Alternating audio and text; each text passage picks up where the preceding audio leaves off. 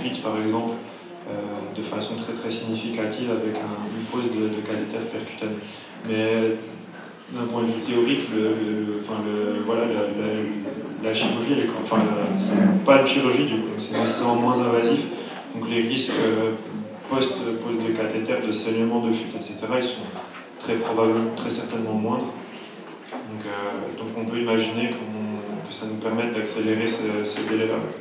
C'est ce que je voulais dire aussi avec l'idée de la dialyse péritonéale urgente, c'est-à-dire qu'avec des petits volumes ou chez des patients alités ou des choses comme ça, dans des situations précises, c'est probablement faisable.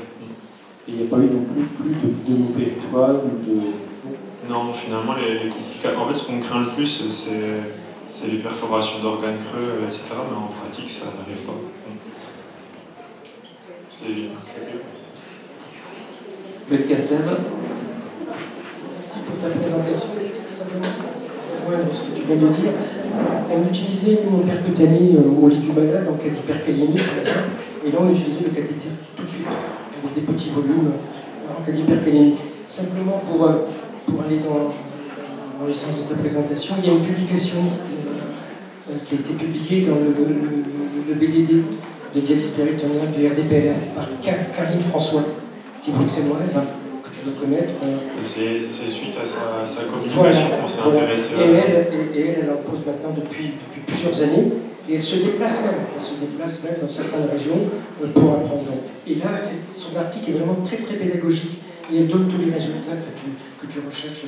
C'est vrai que j'aurais pu la citer, mais c'est sur son impulsion qu'on s'intéresse à ça. Et puis tout le but de son travail, c'est justement évaluer l'impact de tout simplement communiquer sur le sujet pour voir ce que ça donne en termes d'émulation et de dispersion de la Terre. Et deuxième petite remarque, le type de cathéter que vous utilisez. Car jusqu'à présent, on a toujours dit qu'il n'y avait pas de supériorité d'un cathéter par rapport à l'autre. Et il semble qu'il y ait une méta-analyse toute récente qui confirme que le cathéter droit se déplace moins, tendance à se déplacer beaucoup moins que le cathéter en crosse. Et là, j'ai vu que votre kit, c'était du cathéter en crosse. C'est celui que j'utilise actuellement. Vous me l'apprenez, voilà, il y a une méta-analyse. Alors que jusqu'à présent, l'enseignement cordonnier, on disait toujours pas de supériorité par rapport à l'autre, c'est l'expertise locale qui compte. Si ça marche, ça marche. Oui, moi j'étais resté sur des données, le seul truc qui comptait, c'est qu'il y ait deux manchons pour le risque infectieux et le risque de migration. Une méta-analyse récente qui dit qu'effectivement le cathéter droit se... Et puis, petite remarque, tu as dit tout à l'heure que parfois le cathéter, il est en place, et on se demande pourquoi il y a une dysfonction. Et bien, quand on utilise un cathéter avec un queue de cochon et puis avec un col de cygne, eh bien, le cathéter, il a une mémoire. Il faut respecter la mémoire, et la mémoire, c'est l'angle de configuration. Pour peu que quand on pose le cathéter, l'angle soit supérieur à 45 degrés, puisque l'angle fait que 45 degrés, quand il est supérieur à 45 degrés quand vous le posez, eh bien, vous limitez la durée de l'échange, donc vous avez une perte d'ultrafiltration. Et si au contraire, l'angle de 45 devient à 30 volts, donc il y a une piqûre qui se fait, et bien à ce moment-là, il n'y a pas de comment dirais-je, de drainage. Alors que le cathéter est bien situé et bien localisé dans le cul-de-sac de Douglas. Donc il faut faire parfois attention à ça. Exactement, et c'est le fait de poser nous-mêmes le cathéter, ça nous permet de savoir immédiatement pourquoi ça ne marche pas. Alors que quand le chirurgien le fait, on n'a pas forcément l'information de comment se passe l'intervention, etc. Et il peut être coudé quelque part parce que c'est un chirurgien qui n'a pas forcément l'habitude, qui a fait le geste ou qui s'est dépêché, et voilà. Et en fait, on n'a vraiment pas la main sur repositionner ce cathéter ou comprendre la dysfonction. Donc, ne serait-ce que pour comprendre mieux pourquoi on a des problèmes, ce serait intéressant de maîtriser le processus. Y a-t-il encore des questions? Non. Bon, bah, écoute, en tout cas, merci beaucoup pour cette présentation. Et je pense que...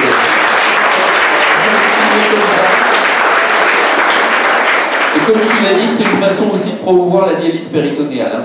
Donc, voilà. Alors,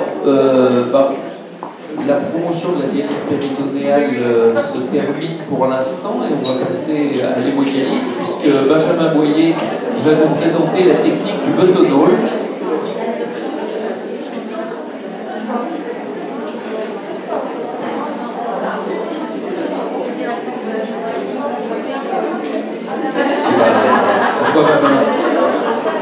S'il vous plaît, on respecte l'orateur, merci.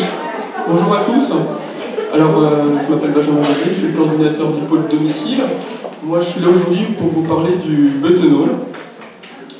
Donc, le buttonol, c'est une technique de ponction. Donc, aujourd'hui, il en existe 3 sur les fistules. Donc, il y a la ponction régionale, ou dite des 3 points, pardon. Il y a la ponction classique, ou en échelle de corde.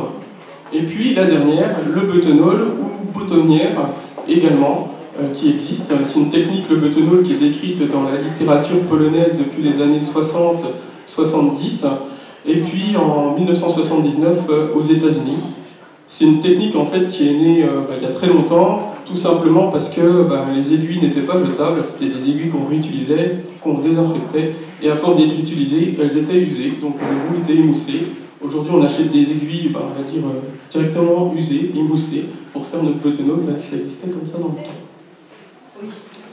Alors le buttonol, c'est une technique qui consiste à créer sur une fistule artério-veineuse un unique point artériel et un unique point veineux. Il s'est créé alors un tunnel qui va traverser les différentes couches de l'épiderme, du derme et de l'hypoderme jusqu'à la paroi du vaisseau, où ici va se former un clapet, et on n'aura plus besoin d'utiliser des aiguilles tranchantes dans la majorité des cas. Alors les avantages du buttonol, il y en a plusieurs.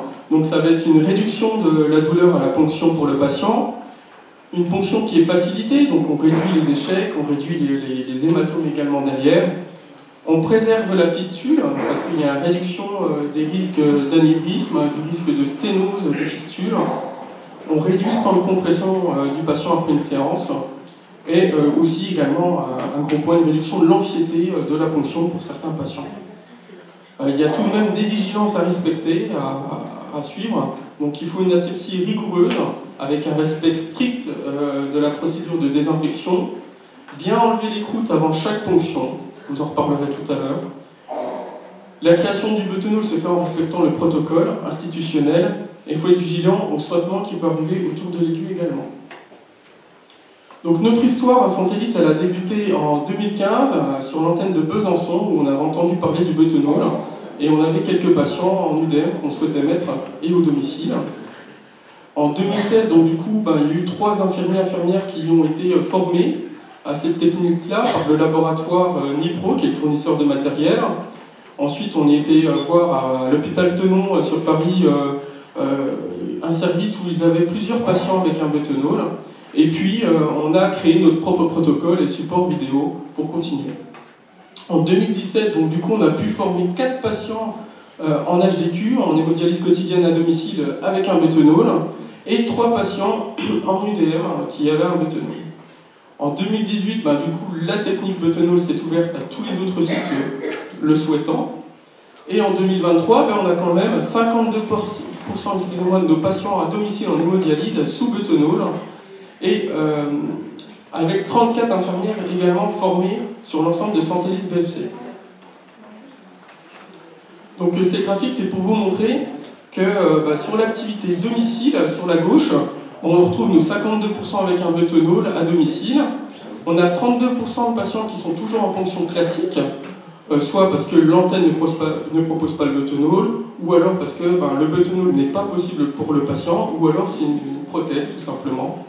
Et il y a 16% au 31/12/2023 de patients en voie centrale en hémodialyse à domicile. La répartition de ces 52%, elle se fait un peu sur toutes nos antennes. Donc on a 36% à Besançon, on avait 24% à Pontarlier, et on a également du Bourg-en-Bresse, Vesoul, Sens et Drevant. Là, c'était juste pour vous montrer au niveau national, avec les données du RDPLF, qu'au niveau de la France, on a 55% de ponction classique en 2020, contre 44% en buttonol. Et en 2022, ça évolue un petit peu au niveau national, puisqu'on a 52% en ponction classique et 48% quasiment en buttonol. Alors pour rappel que nous, en tout cas, à Santélis, on a 52% de patients en buttonol. On est un peu au-dessus de la moyenne. Je ne parle pas de nos voisins belges qui sont beaucoup plus élevés que nous. Ils ont des 92% sur l'année 2020 et 2022 en buttonol. Alors ce graphique-là, c'est pour vous montrer cette fois la partie hémodialyse en centre, où on peut voir l'évolution de l'activité d'hémodialyse. Donc en vert, ça va être toute la partie UDM, où on voit qu'il y a une augmentation depuis 2010 de cette modalité, mais c'était surtout pour vous montrer, pour la diapo suivante, mais pour vous montrer ici l'activité d'autodialyse. Donc on voit que l'autodialyse simple, en rose, où le patient devait se ponctionner lui-même, en autodialyse simple, elle s'arrête en 2022 au profit de l'autodialyse assistée, où du coup en autodialyse assistée, le patient monte son générateur, le démonte, mais la ponction est réalisée par l'infirmière. Alors, en lien avec ce tableau précédent, on voit quelques chiffres. Donc, au niveau des patients d'UDM, on voit qu'on a une augmentation de l'UDM, on passe de 545 en 2022 à 629 patients. Mais l'autodialyse simple, elle s'arrêtait il y a 2 ans, donc du coup, on n'a plus de patients. En autodialyse assistée, on voit que ça représente 10% de nos patients, 8% en 2023. Les KT, une légère augmentation à 9% en 2023. Mais c'était surtout les patients en buttonol dans les centres, ils représentent un peu plus de 1% de nos patients en unité. Donc soit 7 patients au total. C'est pas énorme. Le buttonol est présenté de toute façon quasiment en systématique pour nos patients à domicile en hémodialyse. Mais on voit que, en tout cas, il est présenté au centre aujourd'hui sur nos antennes quand on a plutôt des soucis en ponction classique liés à de la douleur ou à un stress très important du patient, ou alors à des échecs de ponction à répétition. Et c'est là qu'on va proposer le buttonol aux patients. Alors cette diapo-là, c'est pour vous montrer le matériel du buttonol. Donc là, on ne voit pas très bien sur le diapo, mais c'est une plume en fait, métallique, avec bien sûr la partie émoussée de l'aiguille. Et puis il existe aussi des cathéters en buttonol directement. Alors les cathéters, ça représente 63% de nos patients prise en charge en buttonol, contre 37% des plumes. On trouve ça plus confortable pour le patient et moins risqué. Moins de risque d'abîmer les fistules. Là, pour faire un buttonol, on va avoir besoin d'un set de branchement, forcément, un set de branchement classique. On va avoir besoin d'un grattoir en plastique pour enlever les croûtes, d'un clou qu'on va mettre après dans le point de ponction, une fois que le patient aura comprimé sa fistule après la séance. Et là, c'était juste pour bien vous montrer la différence entre une aiguille tranchante et une aiguille émoussée. On voit bien la différence. Alors là, je vais vous présenter une petite vidéo sur la procédure de ponction avec un buttonol.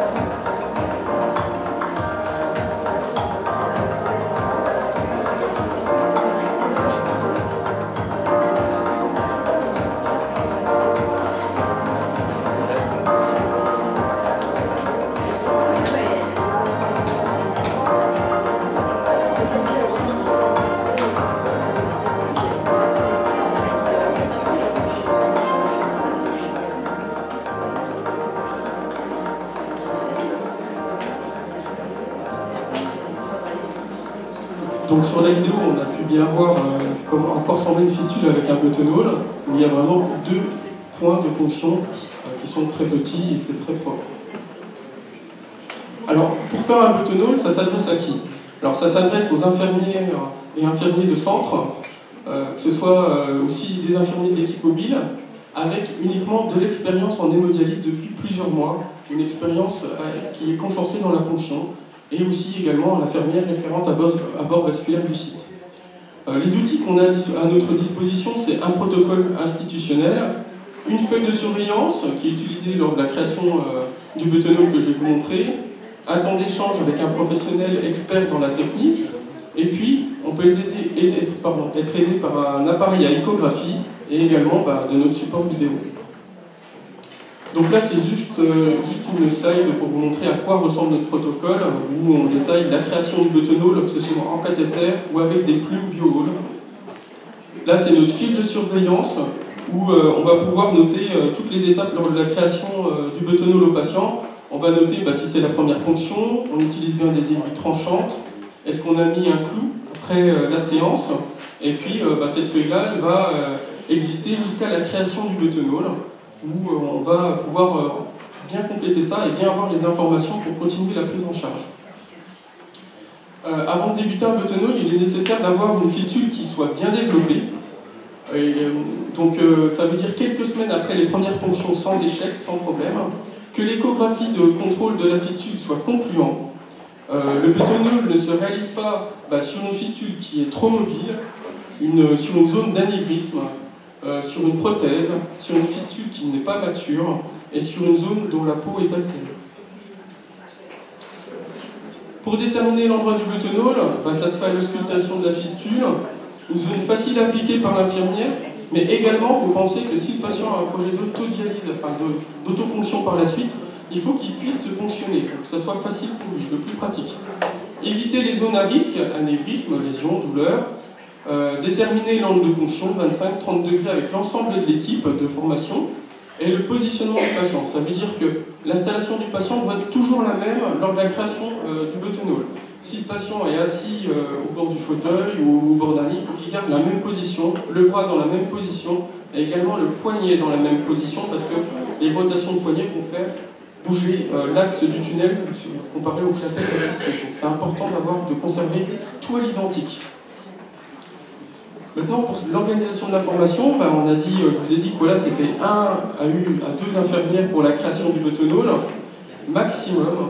Il faut une bonne communication, pour ça on peut faire des transmissions écrites, des transmissions orales, on peut prendre des vidéos avec les tablettes qu'il y a sur les unités pour bien voir.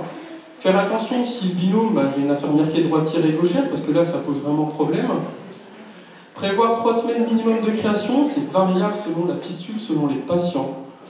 Et si on crée le buttonhole sur de la ponction quotidienne ou de la ponction 3 fois par semaine en UDM, et la création du buttonhole se fait par l'infirmière, c'est un gain de temps si le patient n'est pas formé à la ponction classique. Si le patient maîtrise la ponction classique, il peut totalement créer son buttonhole lui-même avec l'infirmière, mais c'est lui qui pique, ça ira tout aussi vite. Donc la première séance, on pique avec des aiguilles tranchantes, sans garrot, ou alors un très léger garrot pour les fistules qui sont légèrement mobiles. Et à la fin de la dialyse, le patient comprime, on met en place le clou. Il en existe différentes tailles en fonction de la fistule du patient. C'est au niveau de la profondeur du clou. Et si le dispositif gêne le patient, il peut l'enlever. Quelques heures après, il n'y a pas de souci, mais bon, garder le clou, ça favorise quand même la création du buttonhole plus rapidement. On a déjà eu des patients qui étaient gênés. L'opération est à renouveler pendant 6 à 12 séances jusqu'à la création du tunnel. Il faut conserver les points, le même angle, la même installation du patient. Donc là, on voit, comme sur la vidéo, le clou, le plug qui a été mis sur un point de ponction, avec les 2 points de la fistule, et puis on met juste un pansement sec par-dessus, ça suffit largement. Alors les ponctions suivantes, c'est là qu'il faut être très vigilant. Il faut bien enlever les croûtes avant de piquer avec une aiguille émoussée